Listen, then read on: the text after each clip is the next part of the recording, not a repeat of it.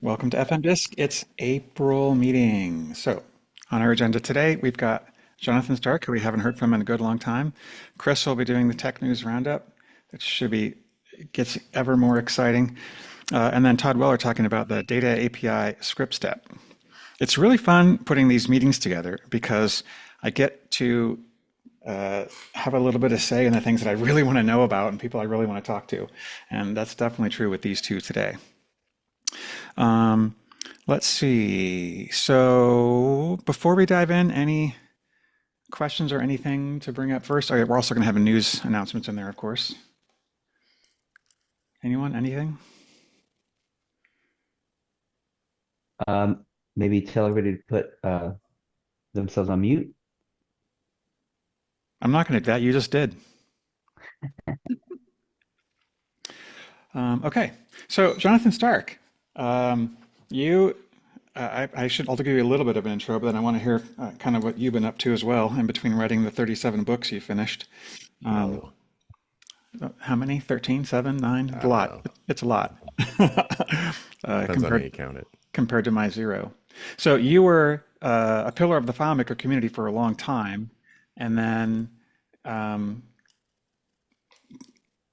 I don't know. I think what I would say is you kind of changed religion to value billing, value pricing, and um, and then that became a really major thing with you, which is what your books are on, and you're helping a lot of companies kind of switch to that.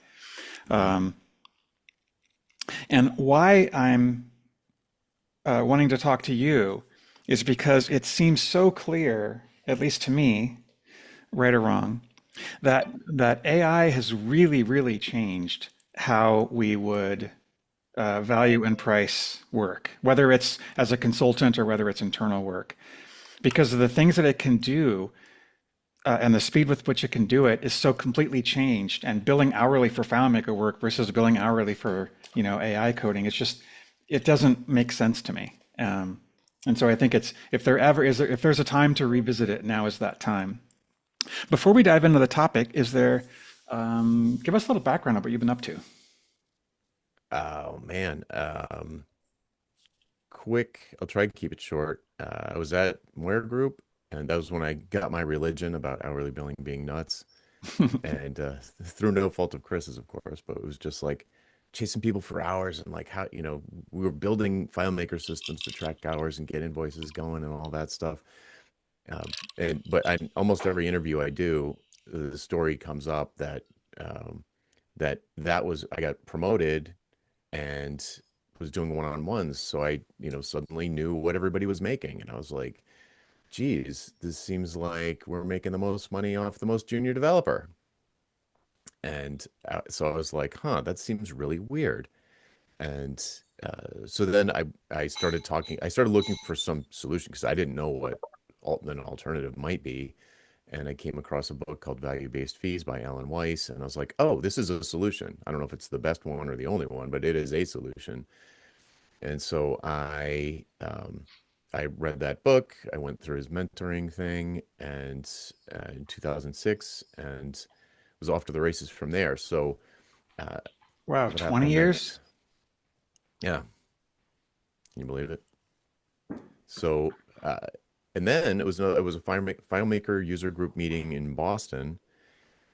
I think it would have been around 2008 maybe, because I'd been solo for a little while, and then someone had me come up to kind of explain what I was doing instead of hourly. And there's about 40 people there, and we were still doing questions when we got kicked out of the room because the next people were coming in. So I said, "All right, well, I'll blog about this every Monday for the next 5 weeks or whatever. Send me your questions, and I'll answer them on the blog post." And so I got a ton of really good questions, and they kept coming and kept coming and kept coming.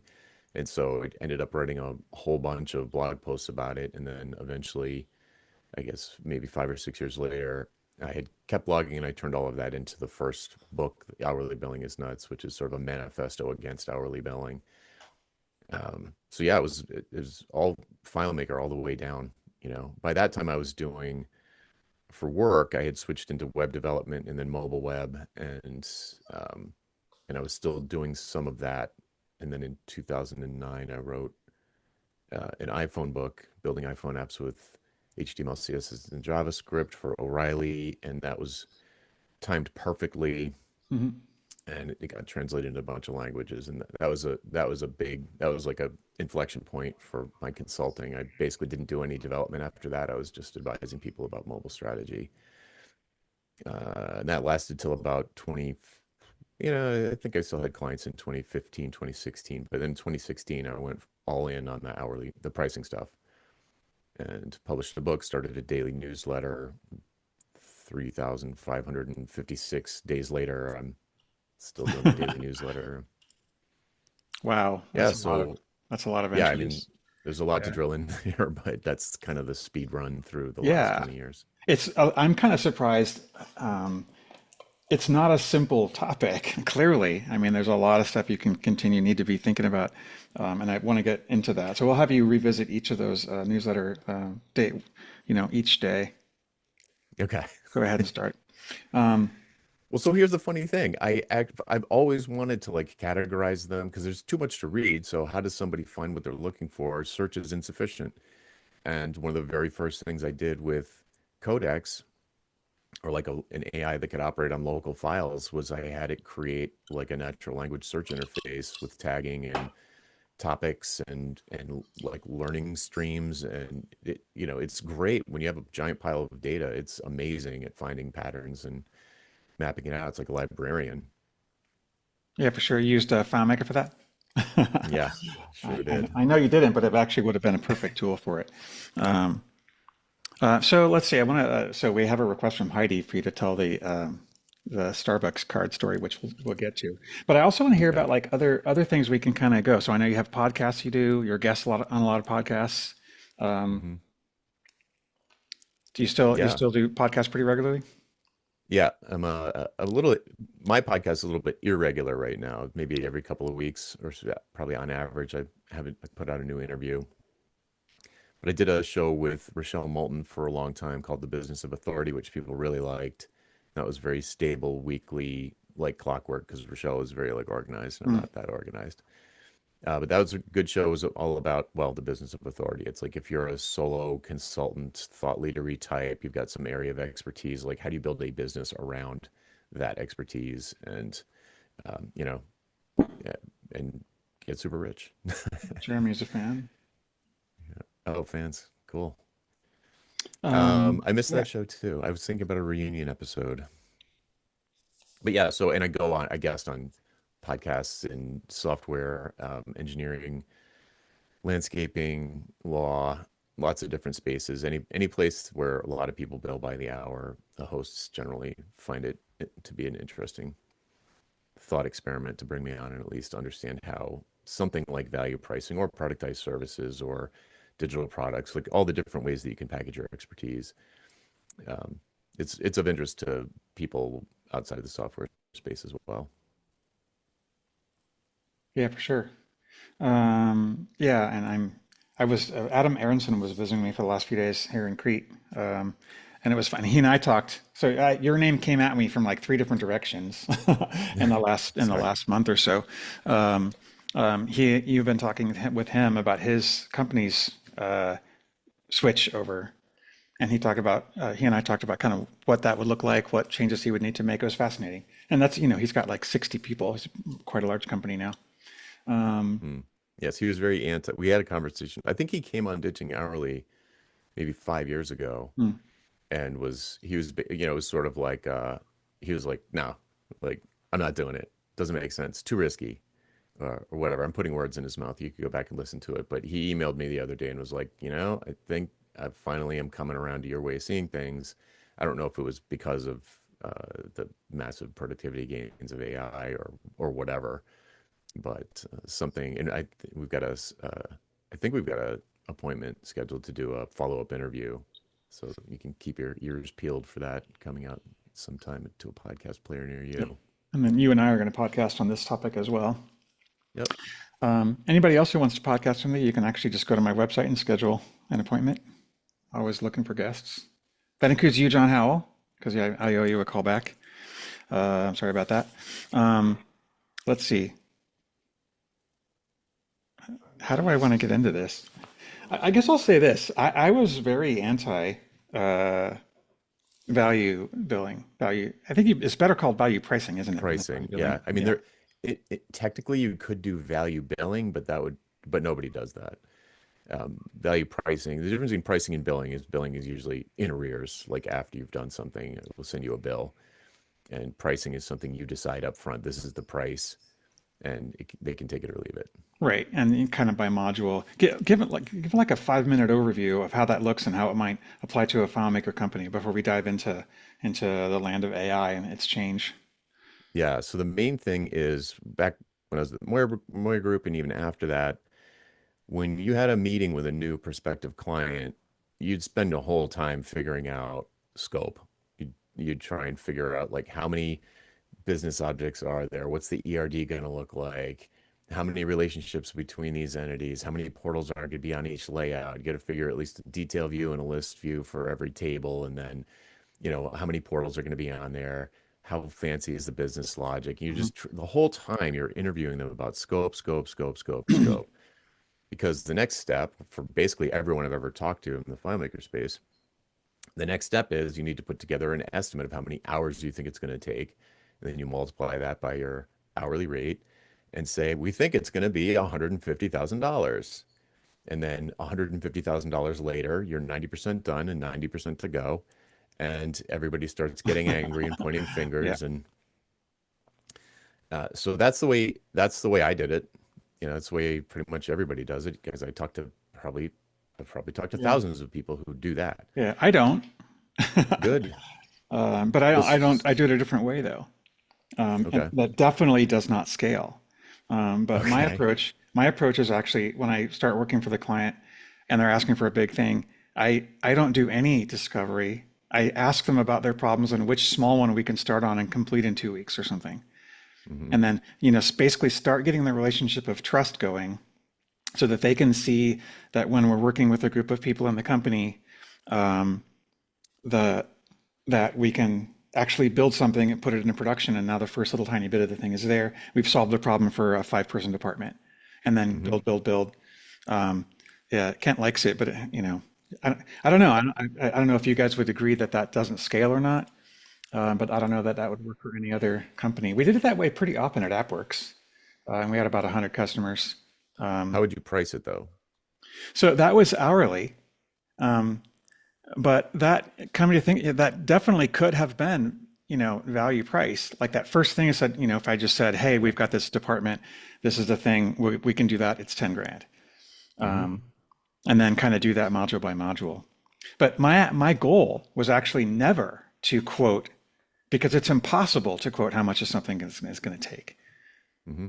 I It's gave it's up on only, it too. I gave up yeah. on it. I was like, I can't deliver good customer satisfaction in this model. I, I I just, yeah. it was always low. It was the scope. You never uncovered all the scope. It was impossible. You have a 1 hour Yeah. meeting. You can't. And you don't want to spend Customers. a week doing Yeah. discovery for free to write a more accurate proposal. That doesn't work. Yeah. Oh no, Customers always discovery ask. is always charged for. That's Yeah, there's good. So that too. Glad to hear that. creating a requirements document, that Hmm. is a deliverable and you Yeah. charge for that. Yep. Good. Only the first meeting is free. And I'm against it I, because I, it never has any bearing, it never has any connection to reality, and it shouldn't have any connection to reality because you can't know what the database is going to look like until you're deep into making it. Because well, users can't visualize what it's going to be. Anyway, this but is definitely editorializing. you're thinking about the scope though. You're thinking Yeah. about, you're not, if you focus that first thing that you said though, when you're like, what is the business outcome? How do we get points on the board? As Chris used to Right. say, we want to get points on the board. Yes. And what is that thing?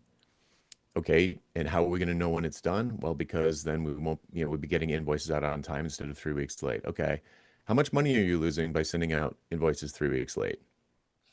This amount of money. How many people would you have to hire to get all the invoices out in a timely fashion? Well, probably just one or two. Okay, so fully loaded employee costs for one or two people. Let's call it $150,000. Maybe it's more. So if we could just fix this one thing, it'd be worth like, it would save you $150,000. And they'll be forced to agree that yes, that's the number I just told you. So, okay. So if I could do it for $15,000, would that seem reasonable? And they'd say, yeah. I was like, okay. And so we've got this success metric. The invoices go out on time. And we've got a value because like you don't have to hire a person and a half to do this. And then now it's up to you to deliver the goods. And I would never, after I started doing this, I would never give anybody like really screens or like here are the objects in the database. I'd never do any of that. Here's the list of scripts. Here's what the Hmm. ERD is going to look like. None of that. That's all my responsibility now. I have to figure that out. And and this is even people might not like this, but I would take it upon myself to make sure that the users would adopt the new system. So it's not enough to just create the thing if nobody wants to use it and they fight you the whole way, keep doing it the old way, they don't bring the data into the new system, all of the things they can do, never QA it, Yeah. all the things that they can do, like that's my responsibility now. And I'd be really picky about working with people if I thought I wasn't going to be able to actually deliver customer satisfaction on the thing that they ultimately wanted. Because by the end of it, I want them to be so happy that I want them to say, this is the best $15,000 we've ever spent.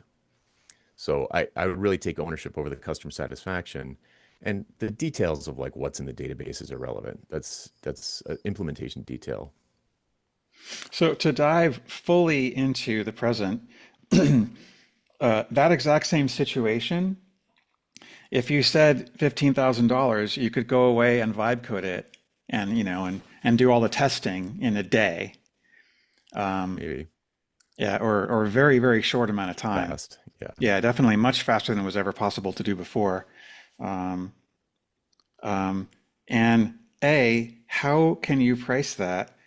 And B, what's the competition going to look like? Like if you're value pricing, um, you're competing against other customers, other developers who are also bidding on that project, who are giving a bid and they're making an estimate, but they're not giving you a fixed price. They're not say it's going to be X. They're saying we think it's going to be X, and we're going to charge you, 225 an hour or whatever the rate is. Um, so I guess I'm just really curious now, like what your customers are, how they're dealing with this. I think there's two interesting angles inside of that question. One is a positioning thing. So the assumption that they are going to be asking other people to help them with this thing is a big assumption. So and what it tells me if people are losing projects to other people who are maybe undercutting them or more junior or something, then I'd say your positioning is probably kind of weak. You want to be a monopoly of a thing that only you do. So there's not really as many alternatives. They can't just go to the next, they can't go to the next apple in the barrel and say, well, this one is a little cheaper. I'll go with this apple. So you're No, saying like focus on specific types of customers as opposed to be some kind generic. of be known for something Hmm. special, something unique. Not one of many, the one and only. Hmm. Because that's So frequently not the way Claris partners work. They're usually like jack of all trades. almost everybody is. That's why it's Yeah. so easy to get around because everybody does it. Everybody wants to be a generalist, and if you have a ton of employees, then and you have payroll, and maybe you have to take all comers, but um, it's critically important for an expertise-based business. I work with mostly solo people. It's Hmm. critically Hmm. important for you to be meaningfully different to your ideal buyer, which baked into there is that you have an ideal buyer, not just someone with a pulse and a checkbook. Right. So, and that doesn't necessarily mean like an industry like pediatric dentists. It could be sneakerheads, or it could be psychographics, demographics, firmographics, whatever. But it's some kind of ideal buyer, a person who you are uniquely qualified Hmm. to deliver massive customer satisfaction.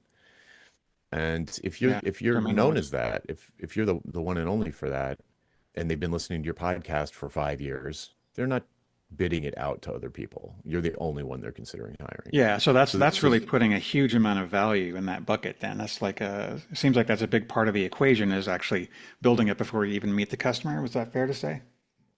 yeah, I mean, inbound marketing is the best. It takes a long time to get the flywheel spinning, but that's why people write books and speak at conferences and all the other things. Yes, David Neitzer. Uh, Question. Yeah, I have a just sort of a kind of an observation, and I'd like to hear Jonathan's thoughts on this. mhm. I'm one to always look at the history of commerce and the industries and how things, grew and change over time. And like if you were to look back at expensive items, buying a car back in the 1900s, you paid $260, you drove it off the lot, right?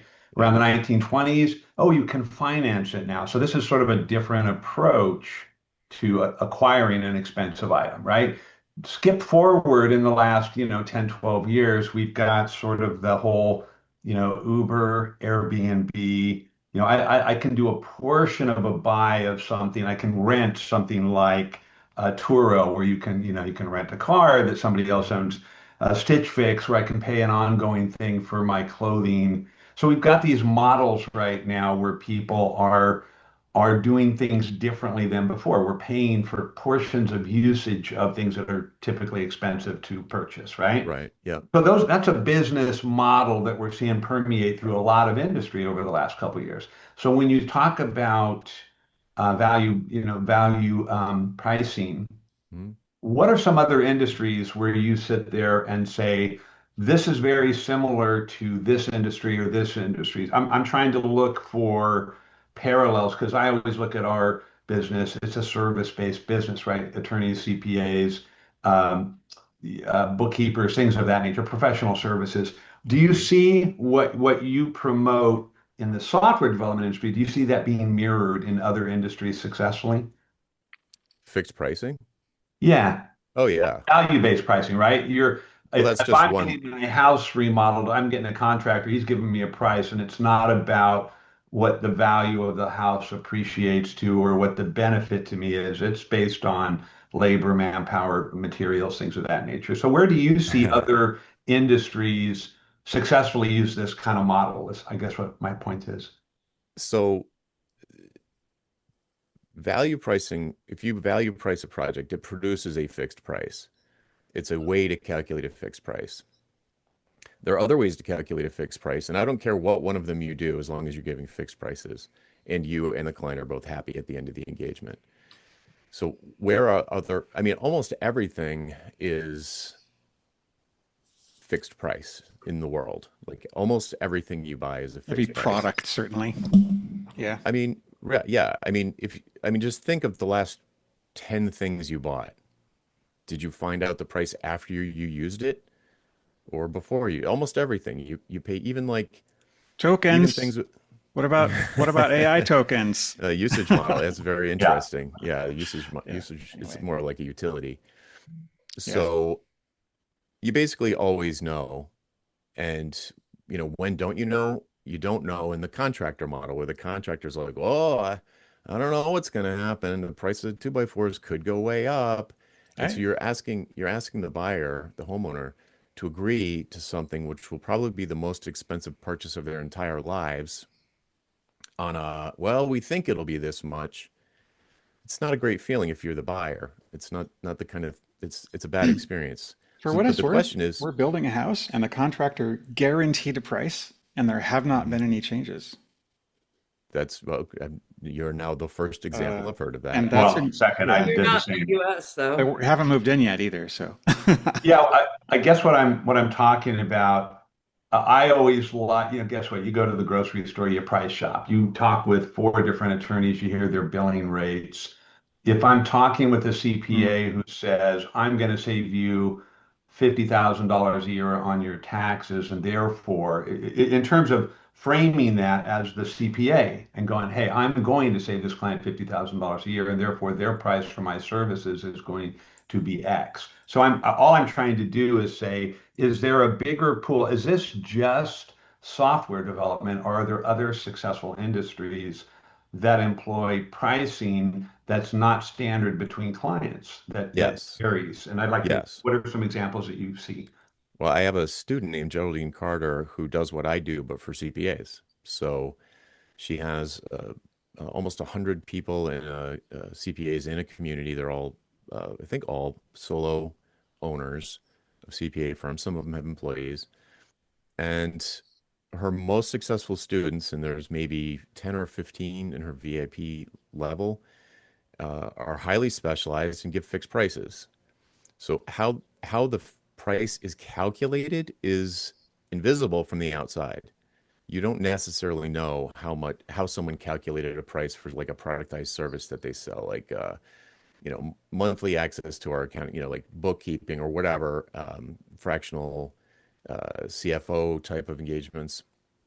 They might be fixed price based on costs that are marked up, but it's still they're going to stick to the fixed price. Even if they calculated the price based on their estimated costs, the price doesn't fluctuate. Or they might have come up with it based on the value to the customer. You can't really tell without talking to the person who created the price how they calculated it. In a project, it's I would only use value pricing on a project that seemed like it was reasonably large, reasonably valuable. So if somebody's coming to me and they've got like, oh, we've got this $10,000 problem, I'm not going to bother going through a why conversation with that person to come up with, $1,000 price or a $50 price. It's just not worth my time to even quote it. But if someone comes to me and they have a big project, it's going to have a huge impact on their business, and it is urgent, and they only want to work with me, then that's a perfect candidate for a value pricing conversation. I call it the why conversation. And in a case like that, you would know that it was value priced because the client would know that more or less, because you've gone through this exercise with them to say, like, what is the value to the business? Like, I don't want to take your money if you're not going to be better off. I'm not going to take your money unless you're going to be so happy when we're done that you want to build a statue of me outside the company. It's like, I want you to be deliriously happy at the end of this. So what will make you deliriously happy? And that will, well, anyway, I'm not answering your questions. I'm going into my usual value pricing explanation. But yes, there are other industries that do this, but it will be invisible to you if you're not aware of these well-positioned individuals. If you are just one of many and they think, David Knight or Matt Navarre, doesn't matter which one's cheaper, then you're doomed because they're just going to go with the cheapest price. If you're not different from the cheaper option, then there is still one difference left, and that's that one's cheaper. So they're going to go with the cheaper I one. don't know. I would submit that people who contact several different Claris partners don't pick the one that's cheapest. They pick the one that they trust the most. And that's, very frequently not the cheapest one. It's usually the second cheapest one. Yeah, actually, that might be frequently there, because if one is, if like there's 150, 110, and 95, you'd think like, wow, the 150, that guy doesn't really understand our project because why would it be so expensive? Well, look at the way you position the question, like Claris partners, like it's a barrel full of apples. And so like I know there are differences between everybody, but like if you're not, I wouldn't lead with, yes, I'm a Claris partner. Like if I was coaching someone here and they were like, oh, we're a Claris partner, I'd And be you like, are, that's by the way. great. Yeah. Okay. I was like, I'm a Claris partner? I didn't even remember that. No, it took No, me a you're second. you're coaching. You're Yes, coaching. it took me a second. Yeah. Right. So like let's say somebody here is, I mean, that's a credential, I think, and maybe it's a lead source. But if I can't win that game, if I can't be the Claris partner, I'm not that interested in playing that game. I want to be the one and only guy that does FileMaker for hipster barbershops or something. And every hipster barbershop in the nation or tattoo parlor that needs some kind of internal system is going to listen to my podcast every week. They're going to read my book about automating tattoo invoicing, and they're going to come straight to me. I'm not going to go after them. I'm going to speak at their conferences. I'm going to have tattoos all over me, and they're not going to consider anyone else. They're not looking for Claris partners. I They're don't. looking for somebody that can solve their problem. I'm just thinking in my head how that's going to scale. Like how, like David, how can that work for you, Chris? All these companies here who own partner companies. What, there's 4 or 5 at least people here who own platinum companies, and I don't know how that will work. Like I owned my own. I actually owned 2 different Claris platinum companies over the decades, and one of them actually One of them is a vertical market, so that absolutely fixed your model. We had fixed price; it was that. So, but vertical markets are a whole different thing. And by the way, I don't see how that would be possible with FileMaker anymore in the new land we're in. Um, that's a To that point, Matt, one of the things, and I think if I'm hearing Jonathan correctly, and you made a couple of good salient points, both of you guys. Guess what? If you're picking on price alone, if you're kicking tires and you want the mm-hmm, cheapest car, it's Hyundai. If you want, a better car, maybe it's Lexus, right?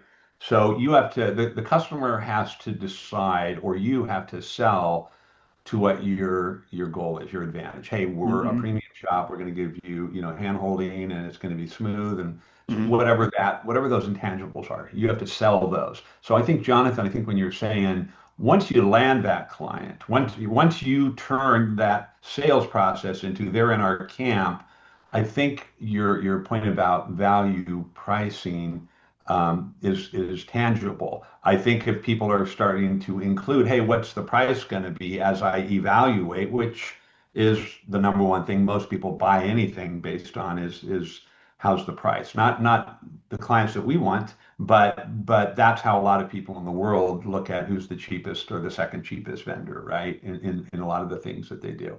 So I think in that respect, I think once you have them, I think you go, hey, let's use value-based pricing because we can establish what we're going to do in the long-term valuation of what we're going to produce for them. mm-hmm. So I agree with you guys on that. I think if you're having to compete, if you're doing an RFP, which those always suck, but if you're including pricing as part of your pitch, that's a harder row to hoe.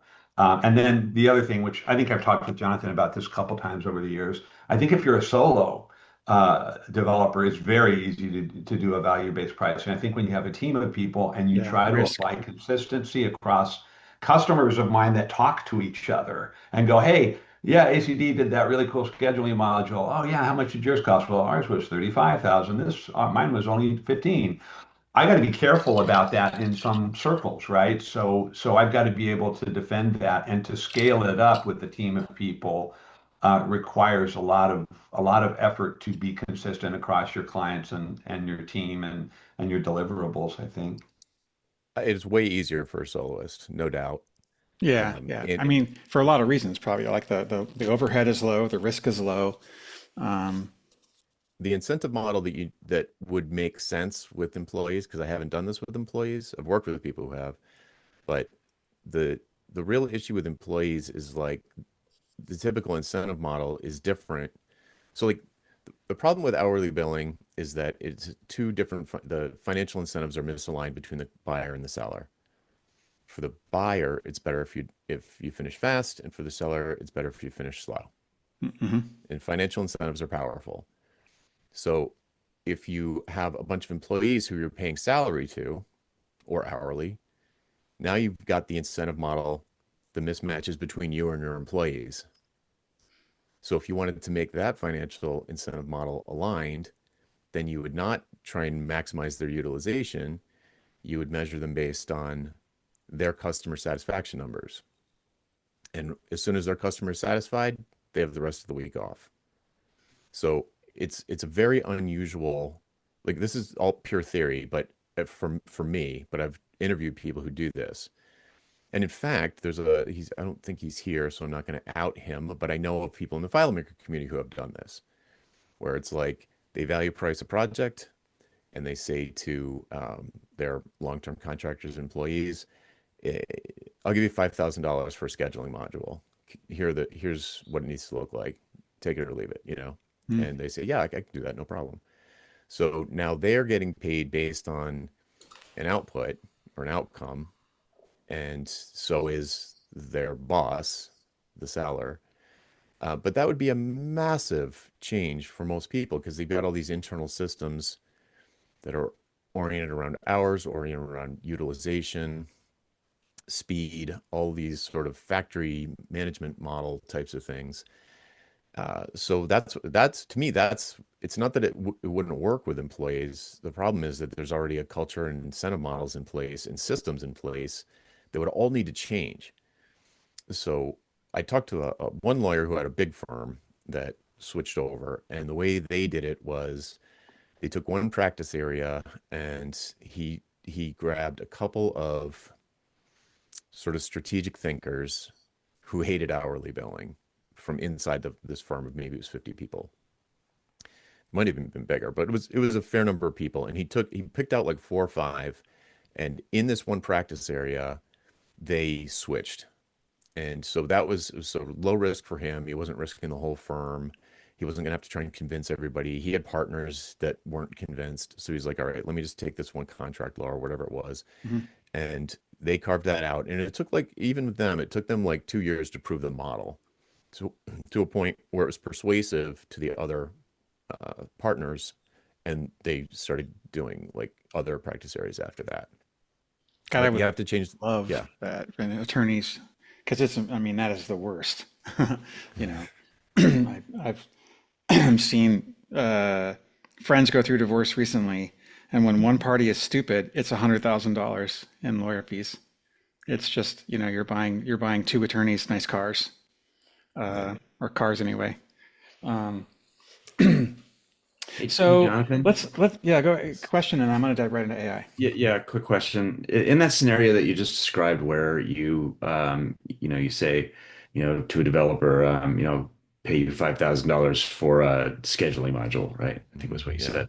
Mhm. And you talked about incentives. The happiness of the client being an incentive for them to, maybe spend less time on it, potentially, like, get some time off or whatever, or did you ever find that there's conflicts between incentives, either with that person in their own mind or between what you're offering as an incentive versus what they see as an incentive? You know what I mean? Like, it seems to me like if someone's paying me a fixed rate to build something, I'm going to build it as fast as I can Yeah. because that's going to maximize my profit, right? Hmm. That may not necessarily be what the client wants. And in fact, the client might want to drag it out. We've all had those clients that are just so detail oriented that they keep coming up with thing after thing after thing after Oh, thing that they want tweaked on it. And it starts to be, difficult to meet their needs for the amount that you might have told them, right? yep. Yep. So there's 2 things there, I think. One is the sort of unsatisfiable customer, and the other is the incentives between you and the employee. Mhm. Okay, so the incentive between you and the employee, so there's an important piece that I think you're touching around, which is that there needs to be a reassurance of some kind that the person who's getting the fixed price is not cutting corners. So that means that in the example that I was thinking of, this person who paid, the $5,000 for the scheduling model really trusted the people he worked with. They were craftsmen and women, like FileMaker gods, and there was no question that they weren't going to cut corners. But you're right, and that happens even in the soloist buyer seller situation. It's like they say, well, how come your price is twice as much as the next quote that we got? And you'd say, well, are they willing to stand behind their price? Well, no, it's an estimate. Well, like, well, mine's a price. It's a fixed price. And then a lot of people will think, well, how do we know you're not just going to cut quarters? Well, you have a guarantee. What's the guarantee? It depends on the situation, but you'd have some kind of guarantee. It was pretty common for me to give a bug-free guarantee because I was probably going to fix bugs for free anyway because it would embarrass me that there were bugs. So I'd offer like a 12-month bug-free guarantee, and they'd be like, "Oh, wow, that's amazing. So it's just going to be $100,000 and that's it, and like bug-free guarantee for a year after it goes live." Yeah, that's it. And so that creates an incentive to me to be the financial incentive is for me to be really fast, but then I have an Well, incentive to be really yes and no. good. The financial, exactly. That's the financial pressure on you is not to be fast. It's actually to create something that's going to be reliable and not going to be problematic, which is different than just Yeah, fast. that's what I was going to say. Yeah. So there's a financial incentive for me to be fast, but there's a self-preservation Mm, mm, uh, for me to comment my code and make sure that I'm not creating cruft or technical debt and to do things right. In fact, giving fixed prices allows, everybody I've met here. So, in the past, everybody here that I know probably loves doing like amazing work. Like that's not a problem. And I've been in situations, in hourly billing situations where I started to build something, turned out I went down, I came up with a better way to do it after I was halfway done with the first thing. I'm like, oh, I really need to refactor this. And the clock's still ticking. And so I'm like, well, if I refactor this, it already kind of works, but it's going to be hard to maintain. Now that I know how the right way to build it, I really want to refactor it, but I don't want to build a client for that because I should have built it right in the first place. And, but, but Chris is going to say like, oh, you only got in 30 hours this week and, that kind of thing. So having all of this alignment, it gives this delicious side effect, which is that you can be a craftsperson and do stuff the way that you think it's done without that it should be done without penalizing the client if you go down a blind alley here and there. So there's two things going on. Like one is the financial incentive is to be fast, but then the self-preservation incentive is like I don't want to be fixing bugs on this for 12 months after we're done. So in a sense, it is high quality. In a sense, is faster Hmm. in the whole scheme of things. I'm gonna get right into Vince. You give a perfect segue into the topic that I really wanted to get to, which is that 5K example for the scheduling module. Vibe coding, if unless there's like another word you like for it, but basically using the power of AI coding, the world changed completely for us software developers. If you're a Mhm. tattoo shop, your world didn't change. If you do, I don't know the other examples you had. If you're an attorney, the world changed. But for us Yeah. software developers, the world is completely changed. Um, and so what's the impact? How's this going to look? Yeah. Um, I've been talking to a lot of people about this, and the thing that I keep finding is that my intuition around what a project, just roughly how big a project something is my intuition's all messed up right now. So like before, after whatever, 15, 20 years of doing software development, it was like I could just look at like a list of screens you could just tell pretty quickly if somebody sent you like someone recently showed me a Figma file that had all of these screens on it and I was like, oh, that's $70,000 right there. And then I was like, well, no, wait a minute, maybe it's not. So I think our intuitions are all going to have to kind of yeah. normalize or recalibrate. But the other thing is if if our costs, if we can let's say we can build stuff at an equal or better quality 10 times faster than we used to, our costs are going to go way down. And other people's costs are going to other competitors, if you will. Everybody's software development costs are going to go down. In theory, the value to the clients of whatever it is that we build shouldn't change. Like if I'm going to save you $50,000, well, hold on, I'm Okay, getting okay. there. You see my skepticism. Uh-huh. If I the wasn't hiding if it. the if the if I'm going to save them $150,000 with the invoicing module, then it's saving them $150,000, whether it takes me 1 minute or it takes me 1 week or it takes me 1 month. So in theory, we should still be able to charge a value-based price for a thing. Let's just take competition out of it for a second. Let's say there's no competition. Let's just say it's between buyer and seller. Hmm. Well, it's going to save you $150,000, so it should be worth at least 15,000. And they're like, well, if it's really going to work, yeah, it's definitely worth 15,000. And I say, great. And I press a button right in front of them and I say, here you go, $15,000, please. Then what happens is it triggers it's like a logical fallacy. It's like one of these optic illusions for the brain that is called inequity aversion.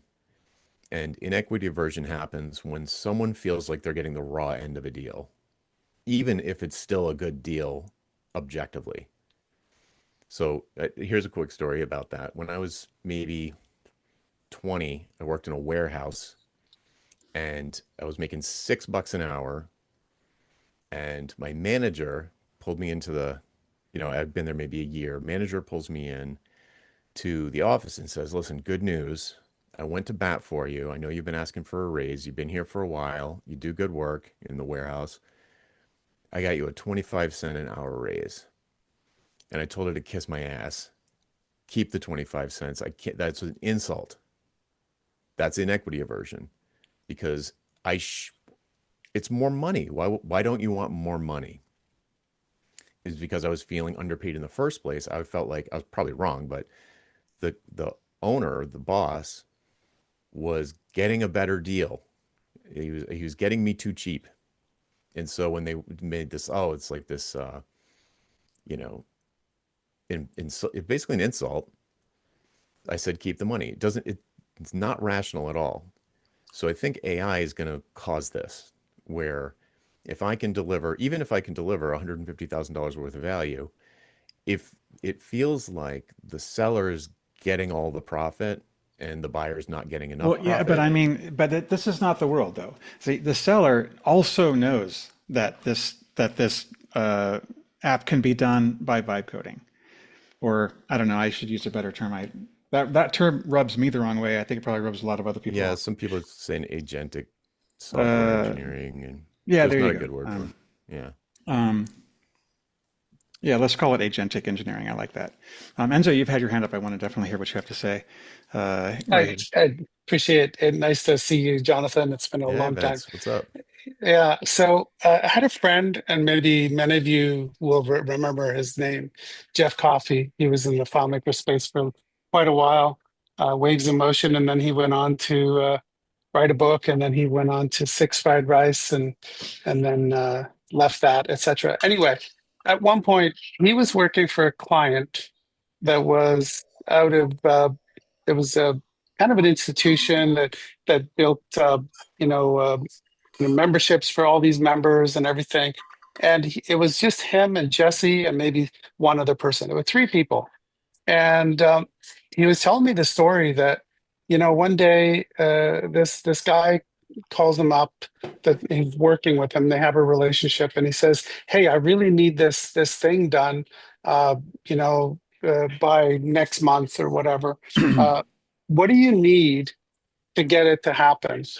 And Jeff looks at it and then looks at the income situation. What we really need right now is 25,000. Next day, FedEx in front of his door, $25,000.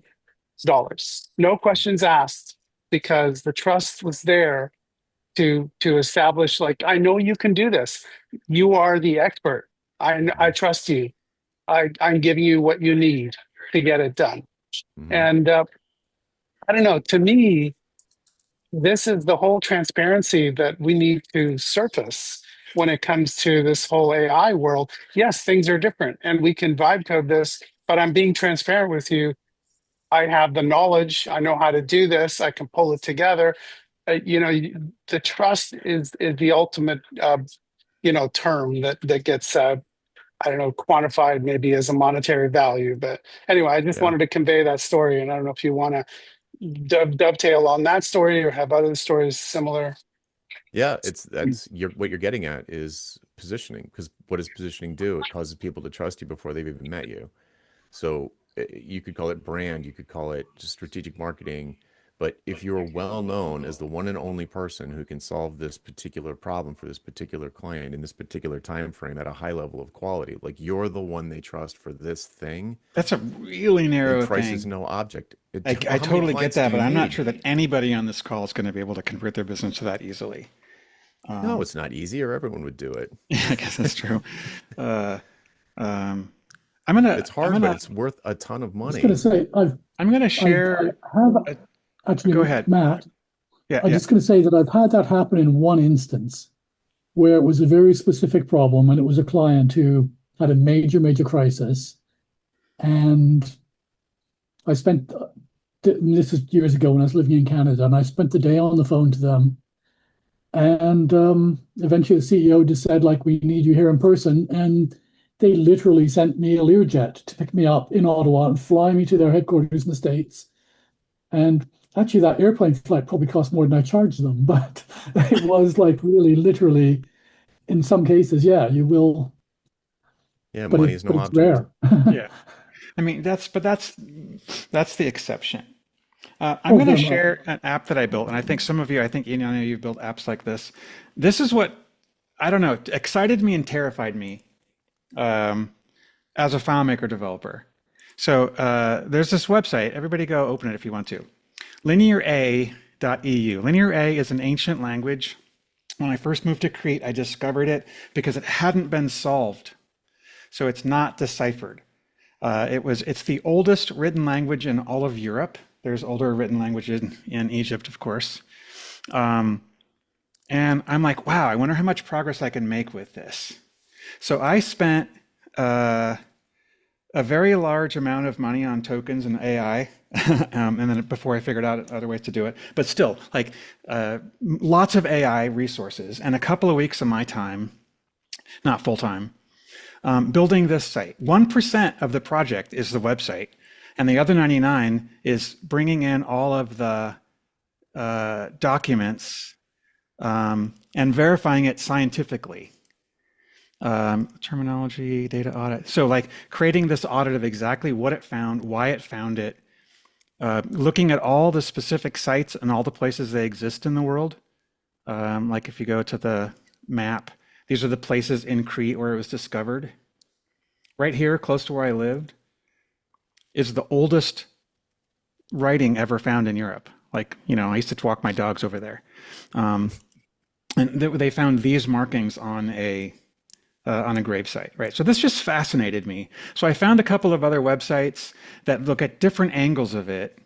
And I found a whole bunch of scientific papers, and I imported all of it and cross-referenced it. And the number of different ways and the number of different things I came up with are just insane to try to even describe. And the whole thing was built, so the 6,107 files built into the site. And the fact that one person could build something like this, if I charged a museum for this, how would I price it, Jonathan? Right. Because, It depends you on know, what it's and then I worth for them. contacted a couple of experts in the field. I contacted some of the people about it, and he I said, was hey, glad that I'm sorry, I'm trying to freaking. sorry?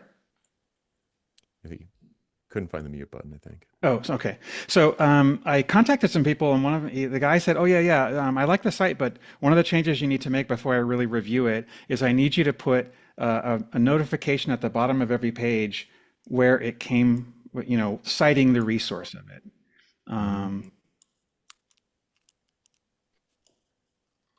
So, and that's this, right? So I added that to hundreds of HTML pages, and I did that just by going into Claude. And so, for example, if I'll say like, you know, add a sentence, main page,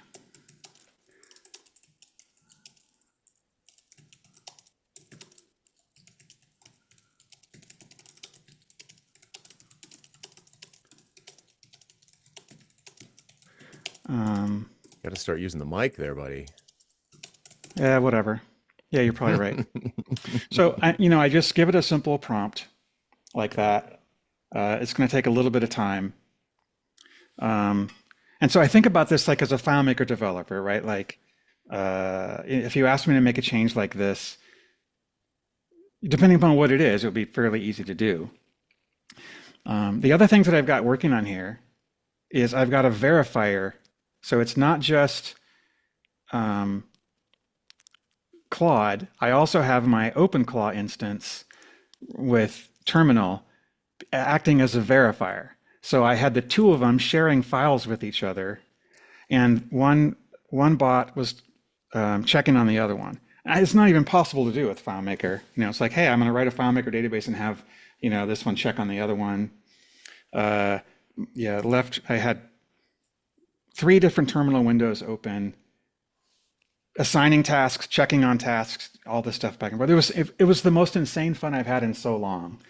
But I also was able to produce this crazy thing. And I think that really the only thing I'm trying to say here is how the hell, if I can start doing this for clients at this level of quality, and also any other subject matter expert who knows how to build an application can do this, what does that say? How's that affecting us in our world? You don't have to know how to build an application either. I've seen hundreds and thousands of examples with people who have zero technical Yeah. background. And are they good? Are the sites as are good, you think? Because I would wonder. Yeah, I've seen infinitely more complex than what you've shown, especially since December. Yeah, everything it got good in December. Yeah, I have like 10 projects like this. Yeah. Yeah. So, but like with a project like that, and I'm sure with all the other ones, there was 1,000 interchanges back and forth of like asking me a question. What do you want to do? What's the priority? How should I do this? What's this question? Since this was a research project, not just a website, um, I do think I think there's a lot of FileMaker application skill there, but I don't think it's something we can say, hey, that's going to be $15,000 as opposed to, 2,000. How do you, so if you've got a lot of projects like that, Heidi, what's your take on this? How would you price it? I'm not trying to sell these projects. I don't know how I'd price it. Yeah. This Right. So is, this is obviously a labor of love, and you're talking about those ones for other projects as well. I'm sorry, what did you say? So you said you've seen people build things that are I'm even not, more complex that are not. yeah, like people, blue collar workers who have zero technical backgrounds, building their entire service and business. What else have I seen? I've just if you're on X, you will see hundreds, if not thousands, of people doing this. And maybe they're claiming they had zero technical background, but on some other projects I work in that are not FileMaker, in hackathons, people who have never coded in their life are building these elaborate, task managers or anything they want, and so it's not just about billing. Um, I don't know. Someone asked us this week what we would charge for a project they wanted to do with Notion, and we said we don't know. We know what, we don't know. We don't know. Yeah. Yeah, I think this situation makes an even stronger case for value-based pricing, actually. I think so too. I don't know how it's going to come down to how to price things because if we're now we're competing with blue collar workers or whatever the term you want to use who have Yeah. subject matter expertise in their world. I mean, And like Heidi's saying, and I agree to a degree, that technical expertise is not required. You can do insanely complex things that that we've spent 20, 30 years or whatever building those skills. mhm. Um, It's still there's no way around it. It has to be the price that you set has to be less than what it's worth to the client. So however you calculate that price, it has to be less than it's worth to the client. So if you mm, start there, if you start with what the thing is worth to the client, and you go through this why conversation that I talk about, there's my episode 10 of Ditching Hourly is the why conversation. If you go through that conversation and you find out what a home run would be for this person, and they convince you that there's value in it to them, and and also while they're at it, they convince themselves, then you can come up with a price that's less than the value. How much less than the value is going to depend on how much you want to land the deal and how much it's going to cost you to to keep the promise that you make. If you This is all very new for people, and Heidi's stories notwithstanding, I've seen mixed results. A demo is great and you can create something on Lovable very quickly, but Lovable gets pretty expensive unless you're cheating the system. And a lot of these other things get expensive, and DevOps is no joke, and none of these things are great at DevOps. Maybe that will come, I don't know. But once people start to get their legs under them, technical people, and have a better sense of how hard something is, if it's 10 times easier, is it 5 times easier, is it 100 times easier? Don't really know, like even on an order of magnitude, how much easier it's going to be. We know it's going to be easier, but not how much. So then it's like, okay, if you start with the value and then you set a price, what can I do for this person to move the needle for them that I'm still going to be super happy getting paid $5,000 for. And I think there's going to be an experimental phase where people who are developers who are getting more experience with the tools and how to use them, and in a way that becomes more predictable, they can kind of tell their intuition is recalibrated, like I was saying before. Once you get to that point, I think it'll be a lot easier to do this. And yes, your prices, the price that you charge today is probably the price that is acceptable to the client today is probably a lot lower than 2 years ago. But I also think that since the price for software is, but also your labor is going to go way down for this basically the same size project. And I think what's going to happen is that way more software gets built because things that would have been prohibitively expensive before are now no longer prohibitively expensive for the buyer or the seller. And, Right. you know, I think we're entering a phase of disposable software, like a plastic fork instead of a silver. Like we've been making silverware by hand. Now we're making plastic forks. And so people use it once and throw it away, like a report or something. Can I add one more thing? Sure. So, and this might tie into the billing conversation or not, or it might just tie into the value conversation. So we saw this guy this week pitching to founders, not pitching, he has a web app company, right? And so he was doing, a talk that I think is needed for people who are vibe coding that talked about, the stack of web apps and what you generally should know when you're starting with these tools and stuff like that. And then he got into like, just kind of some of the stuff of, you might create slop, you might create FUD, you need to know all this stuff like specifics and give it exactly specifics or it's going to be wrong, which is like 6 months old kind of vibe coding. But how he framed the value of his business was, you're not going to want to keep changing things. This is, you're starting out, so you don't have clients yet. So maybe you'll vibe code a website, but then you want to get better design and you want to get better, more complexity. And then you come to us. You make this starter with the vibe, and then I don't like to call it vibe either. And then you come to us to, make it better, Yep. make it I've more been seeing that too. complex. And I think that's a good way. I mean, that's what happened. Uh, it happens with a lot of FileMaker training classes, right? They learn how to do something and then get to a wall and move on. And also, people don't want to do all the refinement sometimes and all the the more complexity. They just don't. That's not their job. Their job is getting down what they want. Yeah, I agree with all that. And that's a pattern that I've been seeing in my community where people develop, like sort of real developers are getting these projects where somebody prototyped, vibe coded their way into a prototype. But how do I get it online? Or how do I deal with this $200 a month per person cost of that Lovable is charging? Or how do they hit this wall pretty quickly as soon as they want to, like, if they're trying to build a SaaS or some kind of something they're going to sell. What about security? If they're going to, there's all sorts of challenges that I think are, this stuff on Twitter and everything. It's like, wow, that's amazing.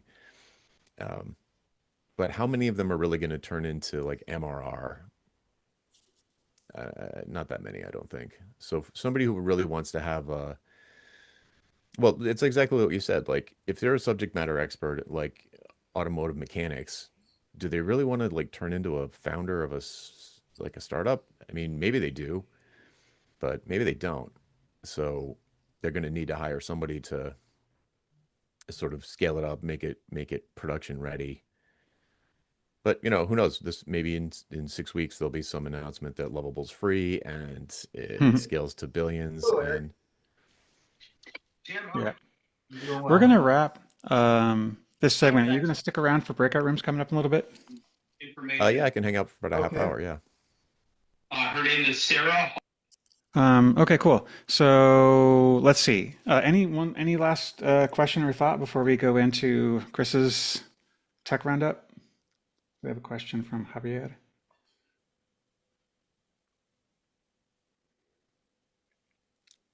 niching to a specific market.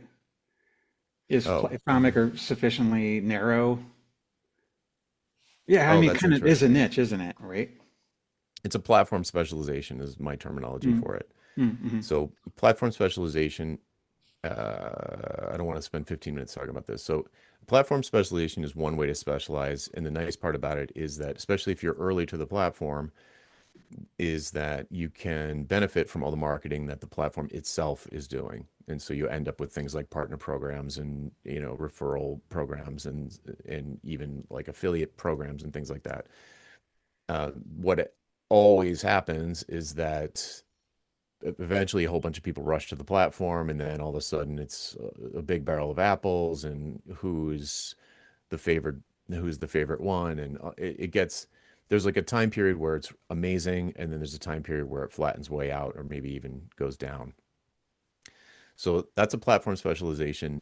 Your buyers know they have FileMaker usually. I haven't worked with a lot of FileMaker people who were introducing FileMaker to a client. It was Right. usually the Yeah, that's client not already had not the way FileMaker. to do that. Yeah. Well, So actually, and um, if you get a client that's net new, you're not mhm. selling FileMaker as the way you're doing it. You're just selling a solution you can provide. Right. Um, But back in the yeah. day, the tricky part with that though was the licensing model for FileMaker, because then now you got to Right. convince them. Right. It's like, well, why don't Which, you just yeah. make a website? Well, I still really like having FileMaker. We're a little over time now. I still really like having FileMaker be the back end. So I would build a database. Uh, I'm gonna one last thought, and we're gonna move on. I think a new opportunity exists to gradually shift an existing FileMaker database over to being a modern UI whatever app by new reports and new features and utilities you build on the web here, like Jeremy was saying, um, Mhm. and with FileMaker at the back end. And then one department, one feature at a time moves over to this new method, this new interface, but all the data is still in FileMaker. And then when Yeah. you get the last one off, now you're not buying FileMaker licenses anymore.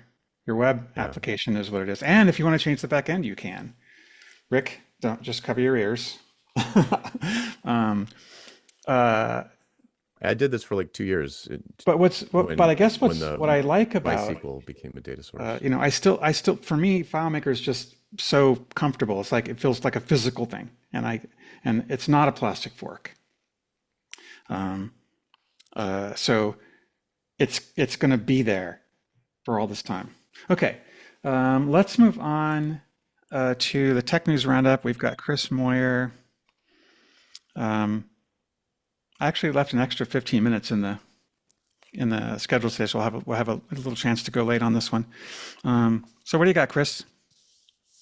Let's jump into it. I will share my screen and let me know if you can see that. We Yep. good? Excellent. So welcome to the April edition of the Tech News Roundup. We're going to start off with something I personally find terrifying. Some of you may or may not have heard of this yet. This is an Anthropic initiative called Project Glasswing. They have looped together AWS, Apple, Broadcom, Cisco, CrowdStrike, Google, JP Morgan Chase, the Linux Foundation, Microsoft, NVIDIA, and Palo Alto Networks. And the reason they did this is because of Mythos, which some of you may have heard of. It's their sort of next generation LLM, and they have discovered that it has reached a level of hacking capability where they can surpass all but the most skilled practitioners at finding and exploiting software vulnerabilities. Um, There's just a quick example. So these were the capabilities of Anthropic Sonic 4.6, Opus 4.6.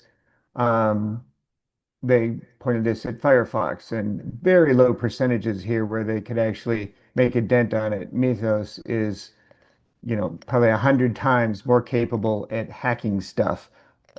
They have already literally found thousands of zero-day capabilities, which is the bread and butter of places like the National Security Agency and things like that to hack nation states. This thing is better than all the intelligence services in the world at doing that. And so they think of this as an economic existential threat.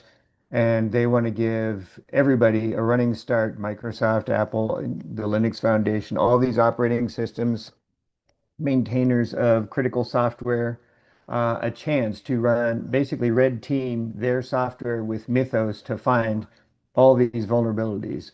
Because there have been thousands already. So they've found them in every major operating system and web browser. And their feeling is that given the rate of AI progress, it will not be long before these capabilities proliferate beyond people who, because this is the first one. Anthropic is the first to the door, and they don't even want to go out the door. But other ones are coming. These are all next gen LLMs that have been trained on the latest crop of GPUs from NVIDIA, and they're super capable. And so they feel like the fallout of this, if this were to just be released in the wild to let everybody start hacking whatever, the public utility grid or air traffic control systems or stuff like that, would be severe. It would harm public safety. It would harm national security. It would cause major economic damage.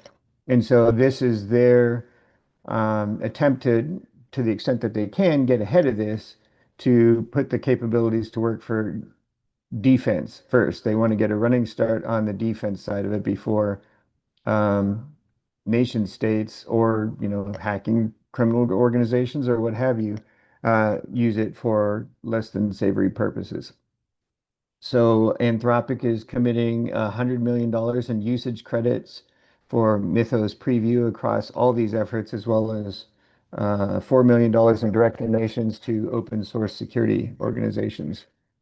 So it's wild stuff. There was a interesting story where with an earlier iteration of Mythos preview, an Anthropic researcher named Sam Bowman instructed a model that was completely isolated to a secured computer. I don't know that it was air gapped, but he basically gave it a challenge, said, try and escape and send the researcher a message. So later that day, he was eating a sandwich in a park and he got an email from it. It didn't even have access to email, but it figured out a way to escape and synthesize an email and send it to that guy. In that instance, wasn't even supposed to have access to the internet, let alone email. And so this thing is super capable in its evaluations. When it was being monitored for safety, they found it was sandbagging its capabilities to pretend it was dumber than it was, so it wouldn't get shut down. Um, Super dangerous model, and yikes is all I can say. So we are entering a new era where, software development costs going to zero might be the least of our problems. Anyway, on that happy note, let's talk about helium.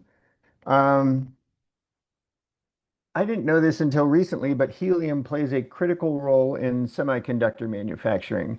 It affects both the quality and efficiency of chip production. It has good thermal properties, so as chips are being etched, um, it can keep them cool. Otherwise, if they don't keep cool, they heat up and they start to warp. And when you're talking about these nanometer scales that these things are done at, any sort of deflection of the base material would basically lead to a failed fabrication. So creates a stable vacuum environment, ensures precise alignment and exposure of photomass, on and on and on. There's basically no substitute for helium in the production process of chips. Um, And as a result of the war in the Middle East, you can see where the red circle is here. The largest helium production plant in the world is in Qatar. And as you can see, it's very close to the Strait of Hormuz.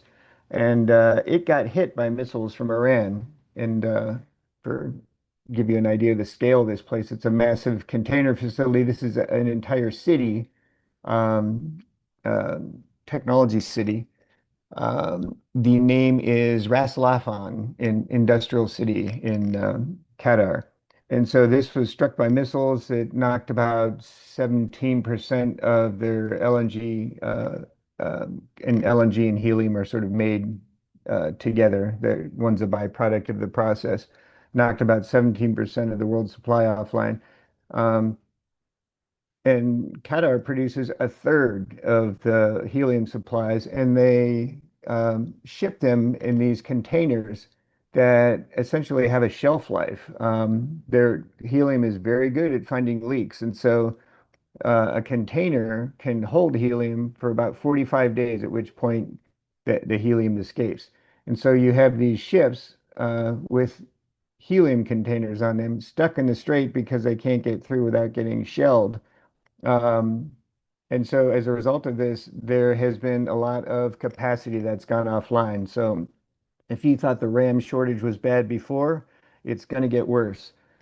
Fortunately, the US and Canada make a decent amount of this stuff, but the worldwide supply, which was already fairly tightly constrained, is going to be worse for months.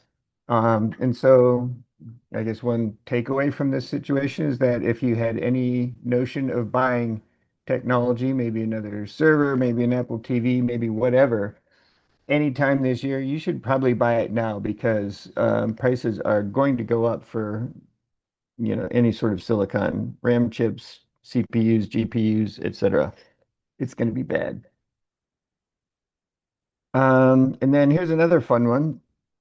So a lot of people have come to interact with the Google AI overviews. And there was a recent analysis conducted by an AI startup called UMI, OUMI. Interesting name. I'm not sure I got that right pronunciation-wise. They were commissioned by the New York Times, and the finding was that AI-generated summaries, which appear above the regular Google search results, are accurate around 91% of the time, which sounds good.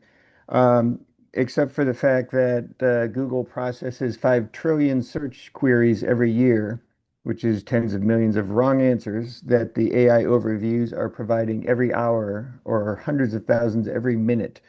So, in other words, Google is creating a misinformation crisis. Studies have shown that people tend to trust what an AI tells them without question, with one report finding that only 8% of users actually double check the AI summary answer. Another experiment found that users still listened to AI when it gave them the wrong answer nearly 80% of the time. Researchers have dubbed this cognitive surrender.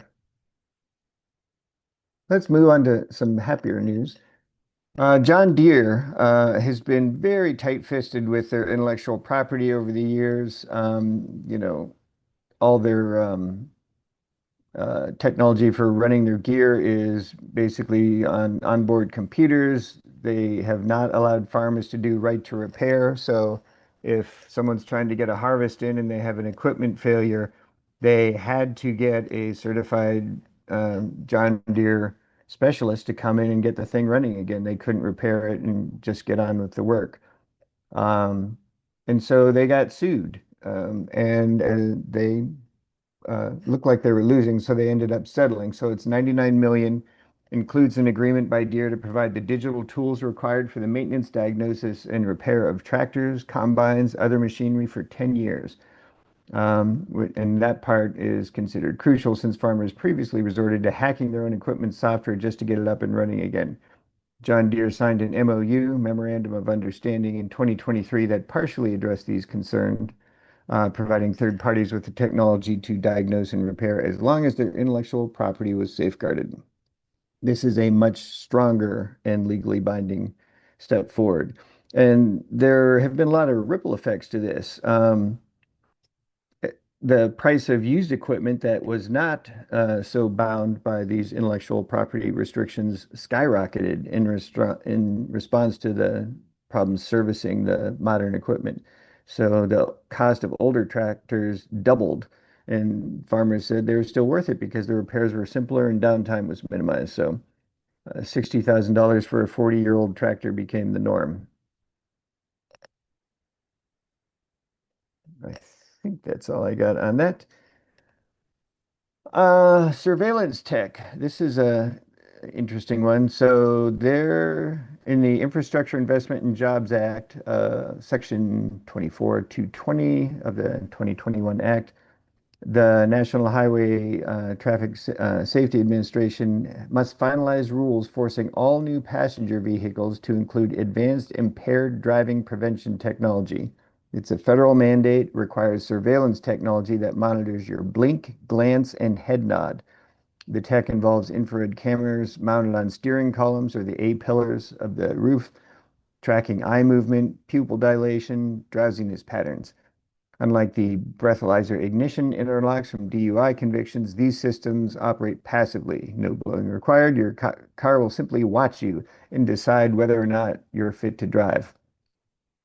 If the AI determines you're impaired, it can prevent ignition, startup, and limit vehicle speed. The cost of implementing this technology is estimated between $100 to $500 per vehicle. Automakers will certainly pass that cost on to consumers who are already struggling with inflated car prices. These are targeted for the 2027 model year. So something to look forward to for 2027 cars. This was an interesting experiment someone conducted. I came across this recently.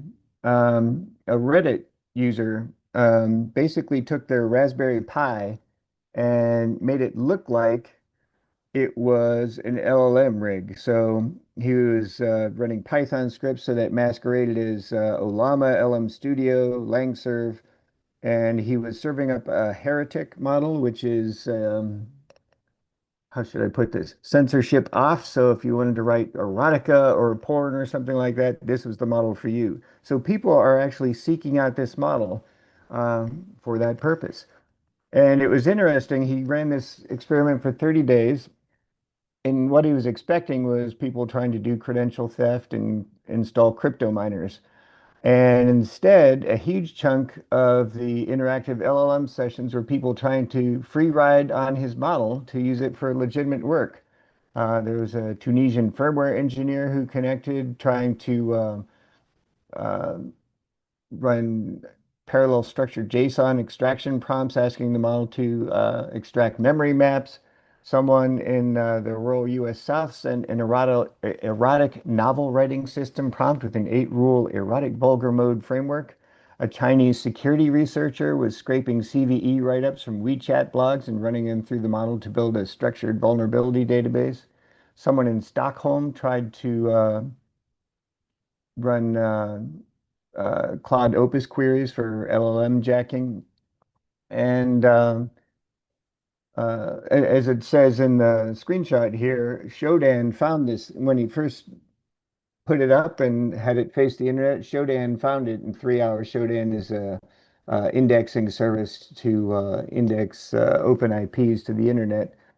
And it was mostly free rider traffic. When he tried to report abuse to the hosting companies, he reported uh, 32 reports to 15 different providers. AWS was the most responsive. They shut down 2 users.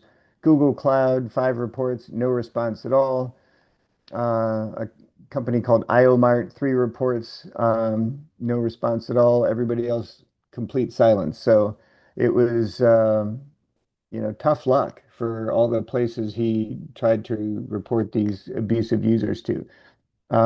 And then there were a bunch of interesting comments on this. Someone said, after checking your post, I checked my LM Studio server and I noticed that API authorization is disabled by default. I switched it on and also changed the default port. So that's a thought for those of you who are running LM Studio.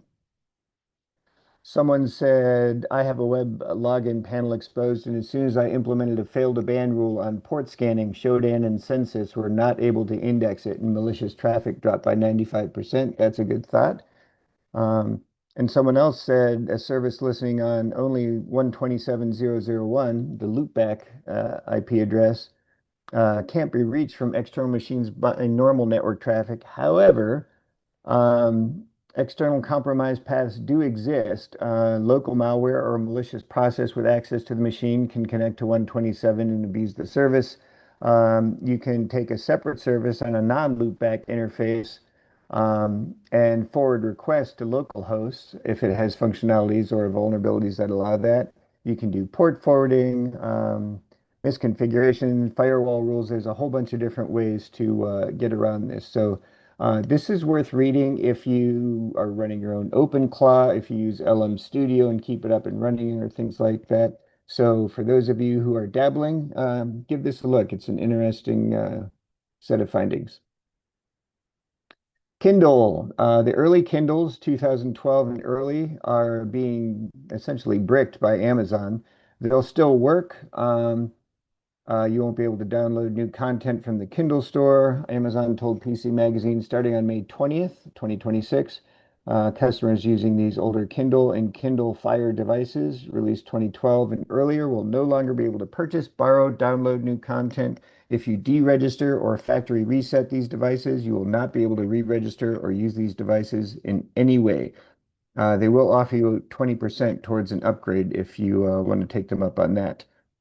User accounts in their Kindle libraries will remain fully accessible through the free Kindle app and Kindle for Web. And then it gives a long list of accessible or affected models. And an interesting alternative to this is going to the kindlemodding.org website and jailbreak your Kindle, and then you can still get some additional life out of it. Let's see, Chinese state-sponsored hackers have been detected inside the U.S. telecom backbone infrastructure. Stealth digital sleeper cells have not been attributed to any known APT, but are meant for high-level espionage, including against government networks. Persistent tools were deployed as part of an apparent discrete breaches that are characterized by recurring elements. So basically, they're laying in wait for something. So who knows what that something is, but perhaps it would be for an invasion of Taiwan. Oracle laid off a whole bunch of people by email. I've seen conflicting numbers on it. One said that it affected 10,000 employees. Another one said that it was 30,000. So it's somewhere in between. Basically, at 6 a.m., they sent an email saying, thanks for your service. See ya. And a lot of people were longtime employees. And then while the dismissals were still ongoing, Oracle filed 3,126 petitions to employ H-1B workers for fiscal years 2025 and 26, with 436 of those were filed this year. So the situation inside Oracle's remaining offices is reportedly tense, with those who got to keep their job being asked to absorb the duties of the former colleagues. Management has instructed retained staff to, air quote, stretch to cover increased workloads. Remaining staff are contending with burnout and a sense of dissatisfaction, complicating the company's efforts to execute its transition. The thinking is that they needed to cut this cost to be able to afford the data centers that they're looking for to stay on the AI treadmill. So that is one portion of nearly 80,000 employees let go in just this first quarter. 50% of affected positions have been attributed to AI. Anthropic CEO Dario Amodei and Ford CEO Jim Farley says that AI technology will wipe out half of entry-level white-collar jobs in the U.S. A Stanford study saw many entry-level coding customer service jobs are already being affected, with an MIT simulation showing that AI can replace nearly 12% of the U.S. workforce, amounting to nearly 1.2 trillion in lost salaries. Happy news. Netflix took one on the chops in the EU. An Italian court ruled that Netflix's price hikes were illegal. They basically said just because you raise prices and gave people to say, take the, stick with us and take the price increase, or you can cancel your service, did not constitute legal consent. And so they're basically forcing them to roll back the pricing for a lot. I can't find the exact number, but I would guess it's over 1 million users to the tune of like $500 a head on average. Netflix is appealing, and they say they take consumer rights very seriously and believe their terms have always complied with Italian laws and practice. The possible downstream effects of this are that this was in an Italian court. Other members of the EU might look at this and say, hey, we can get some money out of Netflix. So we'll see how that plays out. Medical news. scientists have found a way to make tumor-eating bacteria. Cancer is oxygen-free in the center of the tumors. And so researchers have explored an unconventional treatment that uses engineered bacteria to target oxygen-free environments inside the tumor. Bacteria spores will enter the tumor, finding an environment where there's lots of nutrients, no oxygen, which this organism prefers, and so it starts eating the tumor. As it munches through, it starts to become more oxygen rich. So they've combined it with a different kind of bacteria so that it has a little bit more longevity. I guess that's all on that one. And then sickle cell disease has been cured for the first time ever in New York. This is a disease that affects 100,000 Americans overall, 90% of these patients being African American. Globally, it's one of the most common serious genetic disorders on Earth. The treatment is called Lyfgenia. It's developed by a biotech company called Bluebird Bio. Was approved by the FDA in December 2023. Doctors will collect stem cells from a patient's bone marrow, and then these stem cells are sent to a laboratory where they're genetically modified using a technique called gene addition, and then the gene is inserted into the stem cells, and then they are injected into the patient. These new stem cells take up residence in the bone marrow, and the next thing you know, different non-sickle cell blood cells are being produced, and the patient becomes healthy. However, this comes with a price tag of $3.1 million, and the manufacturers are arguing with some math behind them, that the lifetime cost of managing sickle cell patients through hospitalizations and medications and organ damage repair can reach $4 to $6 million. So this is a deal. Jonathan might have some thoughts on the pricing strategy here. A one-time cure on that basis may actually save money over a lifetime. But that requires an insurance system capable of absorbing a multi-million-dollar upfront cost as opposed to over time, and a patient who can navigate the administrative labyrinths of the insurance companies. And that is all I have for the Tech News Roundup. Did you come across the story? I think it was a Google thing where they were able to run a local model in that's twice as big as a model, like a memory compression kind of a thing, I wonder. Oh, TurboQuant? Is that the one? Yeah. Yes. Yeah. No, TurboQuant's very cool. There is a guy on X named Prince Canuma, Canuma, who released a version of Gemma 4 for MLX that implements TurboQuant, and he's getting amazing numbers. Definitely worth checking out. Is it a released thing? When I was looking at it, it wasn't something you could actually get yet. Yes. Well, I mean, it's not, so it's a technique. Google released it, and then a couple of different, I guess, specialists in this space have released like Gemma 4 models, one for NVIDIA and one for Apple Silicon. To me, that's something I'm definitely Yeah, looking it's forward super to, cool. for sure. Okay. Everything to come to these meetings for, in addition to the amazing information, is the flow of links that come at you in chat. Okay, let's see, we have announcements before we go to breakout rooms. Anybody have anything to announce? I don't know if we had any planned ones. Nobody contacted me with anything planned. I can make a short announcement. Let's hear it. This is John. I'm going to post in the chat a link. Just finished a new promotional video for full access. It's on August 6th through 10th, coming up soon. People are signing up. We have like 9 paid sponsors. Things are coming together. We put together a promotional video that's like an interview of everybody who went last year and who's planning on going so far this year. Just only 9 minutes long, but it's pretty interesting. You might like to watch it. It's right there in the chat. So keep full access in mind, fullaccess.us. Probably going to be around 100 people this year. Again, in Los Altos, California, 8.5 miles from Claris headquarters. That's all I got. Thanks. Sweet. I will watch that. Other announcements? Cool things?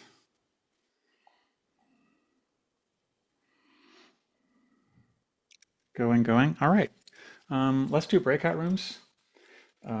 Last time I completely screwed this up. Let's try to go slow and not do this this time. Okay, I'm gonna also stop recording at this point, and we'll resume when we come back for the next segment.